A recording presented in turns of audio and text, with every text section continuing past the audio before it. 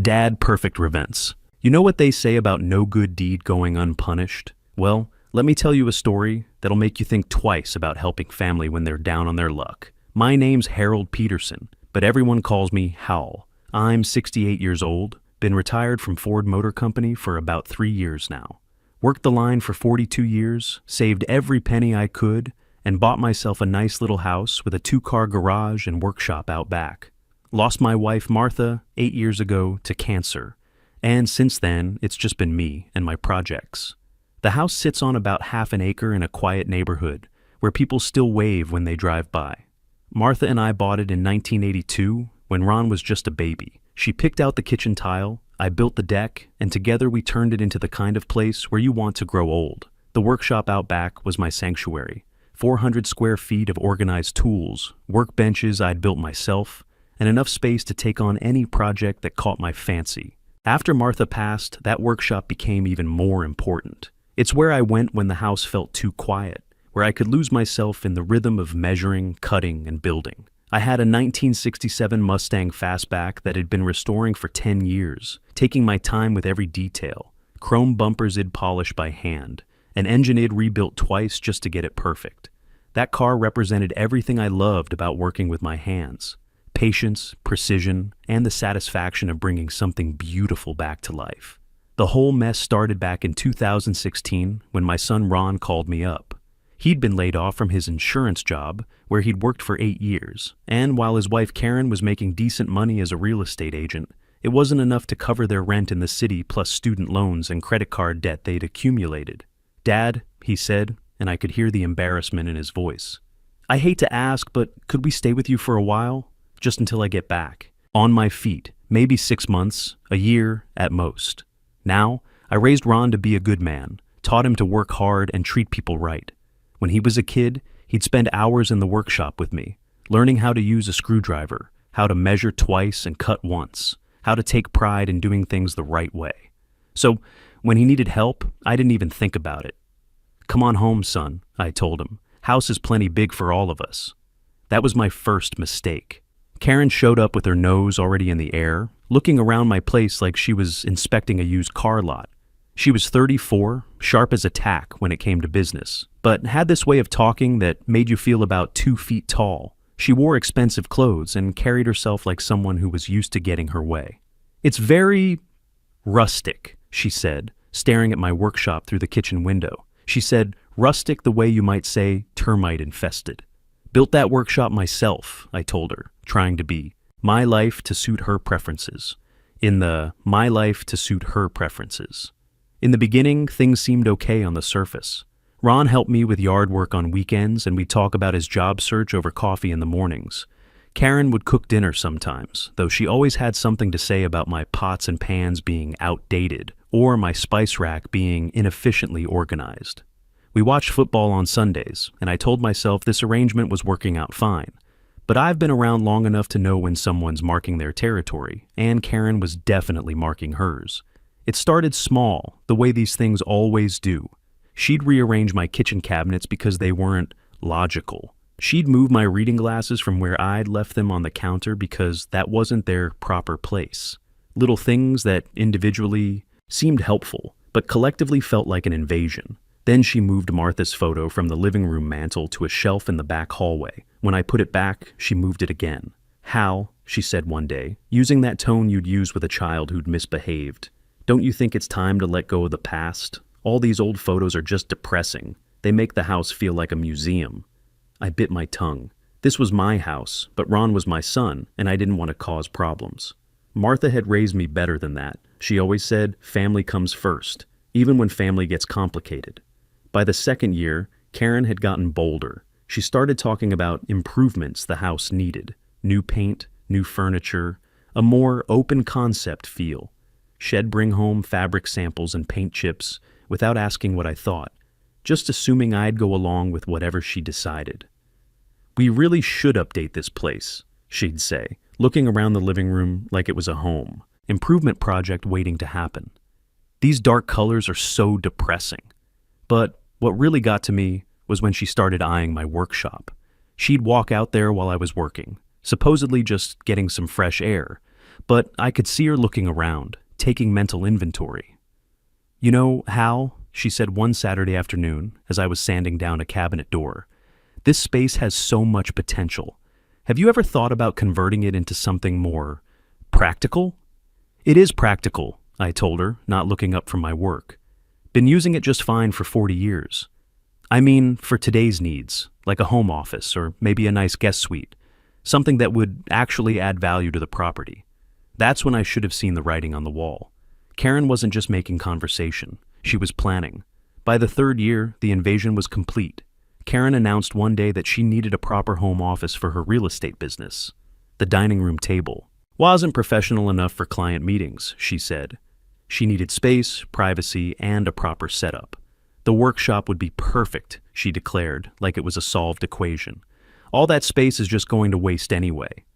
I tried to reason with her. "Karen, that's my workspace. I've got 40 years of tools organized exactly how I need them. My projects, my—" "Projects?" she interrupted, with a laugh that wasn't particularly friendly. "Hal, be honest. When's the last time you actually finished a project out there? That old car has been sitting in the same spot for years." That stung because it had some truth to it. Since Martha died, I'd been slower to finish things. The Mustang restoration had slowed to a crawl, not because I'd lost interest, but because completing it felt like closing a chapter I wasn't ready to end.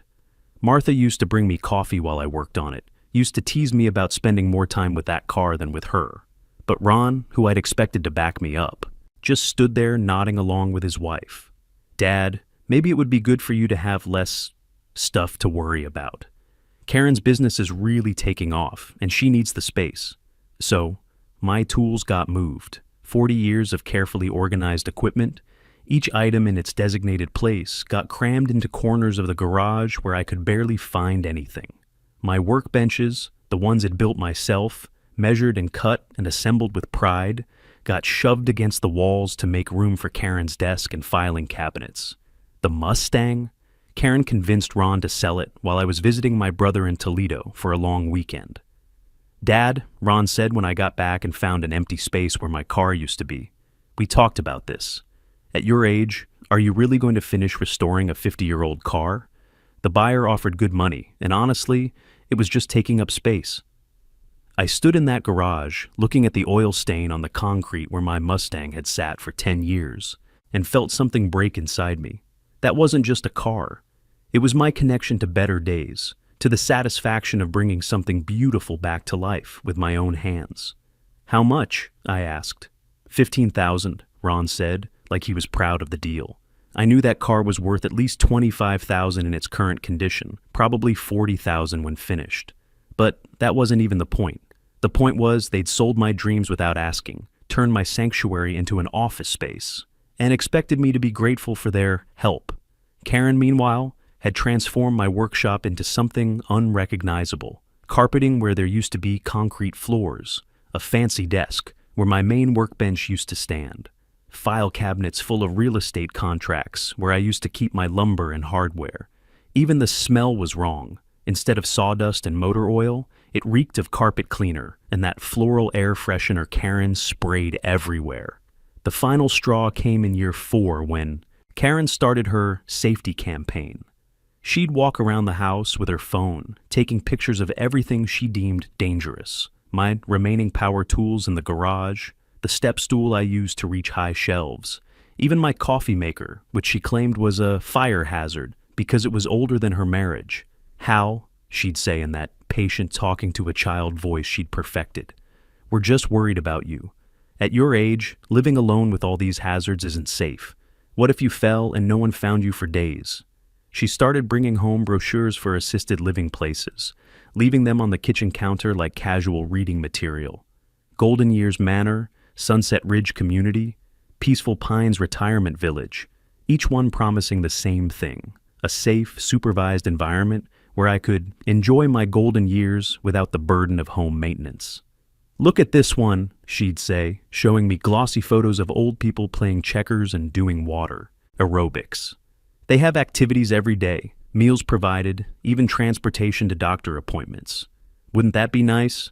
No more worrying about yard work or repairs or safety issues. I knew what this was really about. Karen wanted my house, and she was playing the long game to get it. She'd been slowly pushing me out of my own space, making me feel like a burden in my own home. And now she was laying the groundwork to make it official. Every conversation about safety was really a conversation about control. Every brochure about assisted living was really a blueprint for getting rid of me. But here's the thing about us old-timers. We didn't survive Vietnam and 42 years in a factory by being pushovers. And I had something Karen didn't know about yet. In March of 2024, I did something I'd never done before. I bought a lottery ticket. Actually, I bought 2 tickets from Murphy's hardware store, where I get my coffee every Tuesday morning. Old Murphy's been running that place for 30 years, knows every regular customer by name, and always has fresh coffee and the latest local gossip. "Feeling lucky today, Hal?" Murphy asked as I handed him a $5 bill. "Hell, I don't know," I said. "Figure $2 isn't much to gamble on hope." "Why 2 tickets?" "Honestly, I'm not sure. Maybe because they cost $2 each and I had exact change. Maybe because if you're gonna do something foolish, might as well do it twice." I stuck both tickets in my tackle box and forgot about them completely. 3 weeks later, I'm in the kitchen making my morning coffee when I hear Karen screaming from the living room. Not scared screaming, excited screaming, the kind you hear when someone's team makes a touchdown. Ron comes running downstairs in his pajamas, hair sticking up every direction, and Karen's waving a lottery ticket around like it's on fire. "We won!" she's yelling, jumping around the living room in her bathrobe. "We won! 58 million! We actually won!" I nearly dropped my coffee mug. Turns out Ron had been looking for batteries in the kitchen junk drawer, found one of my lottery tickets stuck under some old takeout menus, and decided to check the numbers online just for fun. When he saw those matching digits, he called Karen down to confirm he wasn't seeing things. The house went absolutely crazy. Karen was already on her phone calling lawyers before I'd even finished processing what was happening. She was talking to financial advisors, tax specialists, investment consultants, people I'd never heard of who suddenly had very important opinions about our future. "This changes everything," she kept saying, walking around the house like she was measuring it for new furniture. "Everything." She wasn't wrong about that.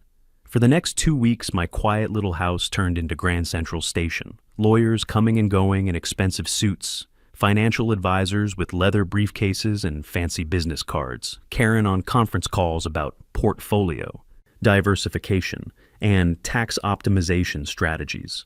She started looking at houses online, big places with swimming pools, chef's kitchens, and 3-car garages. Ron got caught up in the excitement too. He started talking about quitting his new job at the insurance company where he'd finally found work after 8 months of searching. Maybe starting his own business, he said. Maybe traveling the world. Maybe finally living the life he deserved. They were spending money in their heads faster than they could count it. Me? I just watched and waited. Because I knew something they didn't know. See, when I bought those 2 tickets at Murphy's Hardware, I'd paid with my debit card. Both tickets, same transaction, same receipt. I still had that receipt in my wallet, right behind my driver's license where I always keep important paperwork. And the ticket they found, that was ticket number 2. I still had ticket number 1 sitting in my tackle box, right where I had left it 3 weeks ago. But I kept my mouth shut and watched them plan their new life with my money. Karen started acting different almost immediately. She walked around the house like she already owned it, which I guess in her mind she did. She talked about improvements they could make, investments they should consider, opportunities they could pursue. The word "we" appeared in every sentence, but somehow those sentences never seemed to include me. The morning everything changed was a Tuesday, exactly 3 weeks after they'd had discovered the winning ticket. I was out in the garage trying to find my socket wrench set. Karen had reorganized my remaining tools again when she walked in wearing a silk bathrobe I'd never seen before. Probably cost more than my monthly grocery budget. "Hal," she said, not even looking at me while she examined her manicure. "Ron and I have been talking. We think it would be better for everyone if you found somewhere else to live." I set down my tools and looked at her. "Excuse me? There's a very nice senior community on the other side of town, Sunset Ridge. You've seen the brochures. We'd help with the costs, of course, make sure you're comfortable, but this house is really too much for someone your age to maintain properly. She said it like she was doing me a favor, like moving me out of my own home was an act of kindness. "This is my house, Karen." She turned around then, and her mask slipped completely. The fake concern, the artificial sweetness, all gone. What remained was cold calculation. "Not for much longer," she said quietly. "We don't need your charity anymore, Hal. We don't need you taking up space, making everything complicated with your tools and your projects and your—" She waved her hand dismissively. "Your stuff." She looked around my garage like she was already planning what to do with it. "Pack what you need. Ron agrees this is best for everyone." She walked out of my garage, like she owned the place, which, in her mind, she already did. I stood there for a minute, feeling something cold settle in my chest. Then I went inside, walked to my bedroom, and opened the tackle box where I keep my fishing gear. The lottery ticket was right there where I'd left it, still in the plastic sleeve with Murphy's receipt, showing both tickets purchased in the same transaction. Same drawing, same numbers, same $58 million prize. But this was my ticket. The one I'd bought and paid for. The one I'd never given away. I sat on the edge of my bed for a long time, thinking about what this meant. Karen had just told me to get out of my own house because she thought she had all the power now. She thought that lottery money made her untouchable, gave her the right to throw me out like yesterday's garbage. She was about to learn different. I called my neighbor Nancy Rodriguez first. Nancy's been living next door for 15 years, and she'd watched this whole drama unfold from her kitchen window. She'd seen Karen gradually take over, watch me get pushed further and further into the corners of my own life. "Hal," she said when I told her what had just happened, "I've been waiting for you to stand up to that woman for years. What can I do to help?" Then I called my old buddy Stan Williams. Stan and I served together in Vietnam, came home together, stood up at each other's weddings. After the war, he became a cop here in town, worked his way up to detective before retiring 8 years ago. He still knows how things work, knows who to call when you need real help. "You need a lawyer, Hal," he told me after I explained the situation. "And not just any lawyer. You need someone who specializes in this kind of thing, someone who's dealt with family manipulation before." Stan connected me with Leonard Foster, an attorney who handles elder law and family disputes. Lenny was 45, sharp as a tack, and when I walked into his office with my lottery ticket and the Murphy's hardware receipt, he leaned back in his chair and smiled. "Mr. Peterson," he said, examining the documents carefully, "in Ohio, lottery prizes belong to the person who can prove they purchased the ticket. You've got the receipt, the bank statement showing the charge to your account, and the original ticket. Unless your son can prove you formally transferred ownership to him, you've got a solid case." "How long before they can claim the money?" I asked. "They have to submit the ticket for verification, which takes about 10 days for prizes this size. But here's the thing. If we file a dispute claim first, it puts a hold on everything until the commission can sort it out." Lenny pulled out a calendar and showed me the timeline. "Based on what you've told me, they're probably looking at submitting next week, maybe 2 weeks at most if their financial advisors are being thorough. So what do? We file today." That afternoon, Lenny prepared a legal notice with the Ohio Lottery Commission claiming that Harold Peterson was the rightful owner of both lottery tickets purchased in transaction number 44X7291B at Murphy's hardware store. We had documentation, we had proof of purchase, and we had the law on our side. When I got home that evening, the tension in the house was thick enough to cut with a knife. Karen was in the living room on another conference call with lawyers, and Ron was pacing around the kitchen like a caged animal. "Dad," he said when he saw me, "where have you been? Karen's been trying to reach you all afternoon." "Running errands," I said, which was technically true. 2 days later, the phone call came that changed everything. I was in the kitchen making my morning coffee when Ron's cell phone rang. He answered it, talked for a few minutes, then his face went white. "Karen," he called, his voice shaky. "You need to hear this." She came running downstairs, still in her bathrobe, expecting good news about their financial future. Instead, Ron put the phone on speaker so we could all hear their lawyer explain that the Ohio Lottery Commission had received a dispute claim on their winning ticket. "A dispute claim?" Karen's voice was sharp. "What does that mean?" "It means someone else is claiming ownership of the same prize," the lawyer explained. "Until the commission resolves the dispute, no money will be distributed." "Who?" Karen demanded. Who would file a claim? The lawyer read from the official notice. Harold Peterson, claiming to be the original purchaser of both tickets in the transaction. The silence in that kitchen was deafening. Ron looked at me like it'd grown a second head. Karen looked like she was trying to solve a math problem that didn't make sense. Dad, Ron said slowly, what's going on? I filed a claim for what's legally mine, I said calmly. I bought both tickets with my own money. I have the receipt. I never signed anything transferring ownership of the prize money to you. Karen's face went through about 5 different colors before settling on bright red. This is insane, she said, her voice getting higher with each word. You can't just take back a gift because you're angry about something. I'm not taking back a gift, I replied. I'm claiming what belongs to me. You want to check Ohio state law on bearer instruments? Be my guest. That's when Karen made her biggest mistake. She started yelling. This is about the house, isn't it? You're trying to punish us because we suggested you'd be happier somewhere else. Well, guess what, Hal? We have resources now. We can tie this up in court for years. We can have you declared incompetent. At your age, who's going to believe you're thinking clearly about anything? I let her rant while I sipped my coffee. Sometimes the best thing you can do is give someone enough rope to hang themselves. Or, she continued, trying to get control of herself, we can settle this quietly right now. You drop the claim, we give you a generous monthly allowance, and you can stay here as long as you want. Comfortable, taken care of. I looked at her for a long moment. Then I smiled. Karen, I said, in 68 years on this earth, I've learned that when someone offers to take care of you, you better read the fine print. Your idea of taking care of me involves moving Martha's pictures because they were depressing, selling my car because it's taking up space, and shipping me off to Sunset Ridge because I'm a safety hazard. I stood up. No deal. The Ohio Lottery Commission hearing was held in Columbus 3 weeks later, in a conference room that looked like every corporate meeting room I'd ever hated. Karen showed up with 2 lawyers from some fancy firm in Cleveland. I showed up with Lenny and a folder full of documentation. The mediator was a guy named Rick Coleman, who looked like he'd refereed about 1 million family fights over money. He explained that this wasn't a courtroom, but an official proceeding to determine who had the legal right to claim the prize. Karen's.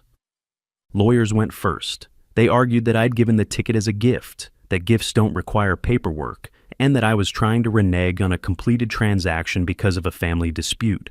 They used words like vindictive and opportunistic. Then Lenny stood up.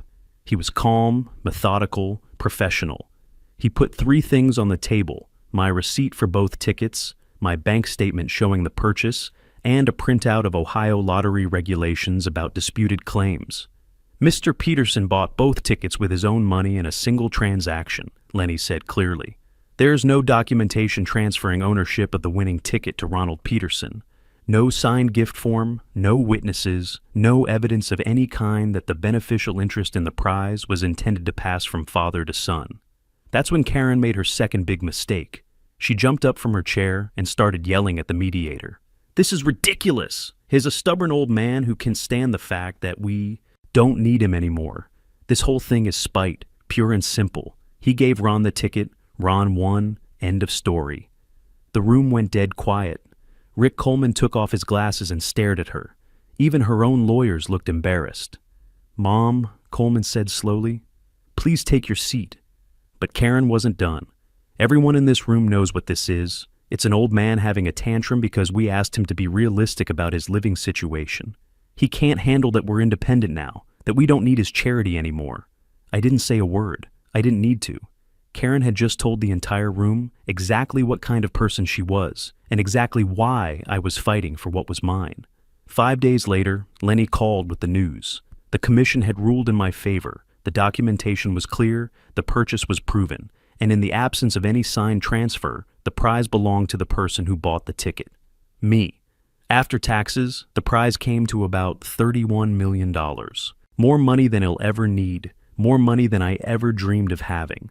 The first thing I did was have Lenny draw up an eviction notice, 60 days to vacate the premises. When I handed Karen her copy in the kitchen, she read it without saying a word. Then she looked up at me and said, "You're really doing this?" "Yes," I said. "After everything we've been through, after 8 years." especially after 8 years. They were gone in 3 weeks. Karen left first, moved to Phoenix to stay with her sister while she figured out her next move. Ron took longer to pack up his life, and on his last day he stood in the kitchen looking around like he was trying to memorize the place. "This is really goodbye," he said. "Doesn't have to be," I told him. "But it's goodbye to the old way of doing things." He nodded and picked up his last bag. At the door, he turned around. "For what it's worth, Dad, I think you did the right thing." After they left, I walked through my house, for the first time in 8 years, feeling like it actually belonged to me again. I moved Martha's picture back to the mantel where it belonged. I reclaimed my workshop space, bought new tools to replace the ones that had disappeared over the years. But more than that, I started building again. Now I'm working on a rocking chair for my grandson, Ron's boy who's 8 years old and doesn't understand why Grandpa and Daddy don't talk much anymore. Maybe someday I'll explain it to him. Maybe someday his father will understand too. Ron calls me every few weeks now. We talk about work, about the weather, about everything except Karen. Last month he asked if he could come by and see the workshop. "Anytime," I told him. Because here's what I learned from all this. Family isn't just about blood. It's about respect. It's about people who see you for who you are and don't try to push you into being someone smaller, someone more convenient. Harold Peterson. 68 years old. I own my house, my workshop, and my dignity. And $31 million can buy you a whole lot of peace and quiet. Sometimes that's all an old man really needs. Because at the end of the day, respect isn't something you inherit with age. It's something you have to stand up and fight for, even when the people doing the disrespecting are your own blood. And if there's one thing I want every man my age to remember, it's this. Don't let anyone convince you that getting older means getting smaller, that needing help means giving up control, or that family loyalty should cost you your dignity.